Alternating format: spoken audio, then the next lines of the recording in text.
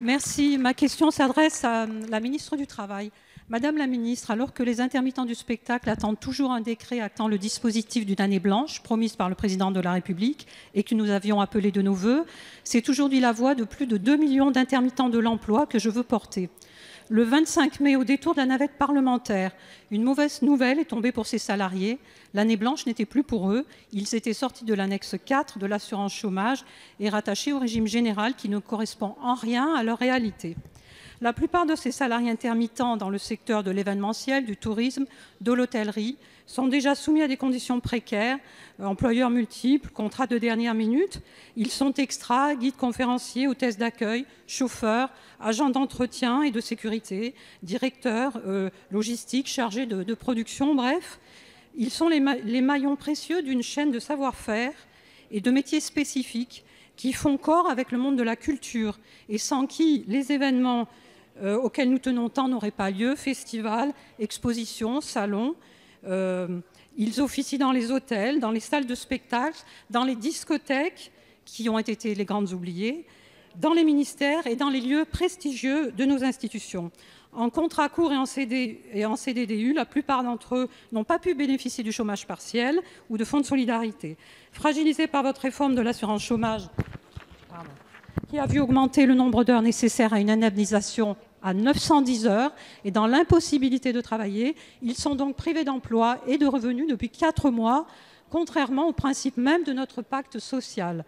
C'est donc une année noire qui se dessine pour ces femmes et ces hommes à qui vous n'apportez aucune réponse. Aussi, Madame la Ministre, nous réclamons une autre réforme de l'assurance chômage qui prendra en compte les caractéristiques très particulières de ce travail discontinu, ainsi que la mise en place d'un comité de suivi de ces discussions.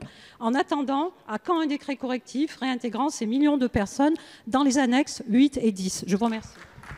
Merci, chers collègues. La parole est à Monsieur Franck Riester, ministre de la Culture. Merci Monsieur le Président, Mesdames et Messieurs les députés, Madame la députée Victory. Le gouvernement, dès le départ de la crise, a accompagné le secteur de la culture avec force et détermination. C'est la raison pour laquelle les intermittents du spectacle, les artistes et techniciens du secteur de l'audiovisuel, du cinéma, et bien sûr du spectacle vivant ont pu bénéficier du dispositif d'activité partielle. Et c'est la raison pour laquelle le président de la République, le 6 mai, comme dans aucun autre pays, a pris la décision très forte de mettre en place l'année blanche pour ces intermittents du spectacle qui leur a permis une prolongation, enfin qui leur permet une prolongation de leurs droits jusqu'au 31 août 2021, leur permet aussi et bien évidemment de pouvoir avoir un report des dates anniversaires au 31 août 2021, leur permet d'avoir un doublement des plafonds des heures d'enseignement pris en compte dans les intermittents. Et bien évidemment, il y a aussi un certain nombre d'autres professionnels qui travaillent dans le secteur de la culture, de l'événementiel, dans les secteurs que vous avez rappelés, qui ne bénéficient pas de ces dispositifs spécifiques au monde de la culture, aux artistes et aux techniciens de l'audiovisuel, du cinéma et du spectacle vivant, et qui sont pris dans les dispositifs classiques d'accompagnement du chômage. Bien évidemment, il y a un certain nombre de personnes qui sont dans des situations de précarité très importantes. C'est la raison pour laquelle Muriel Pénicaud et les équipes du ministère du Travail travaillent avec leurs représentants pour trouver des solutions adaptées à leurs spécificités. Le travail est en cours et vous pouvez compter sur le gouvernement pour apporter les meilleures réponses à ces personnes.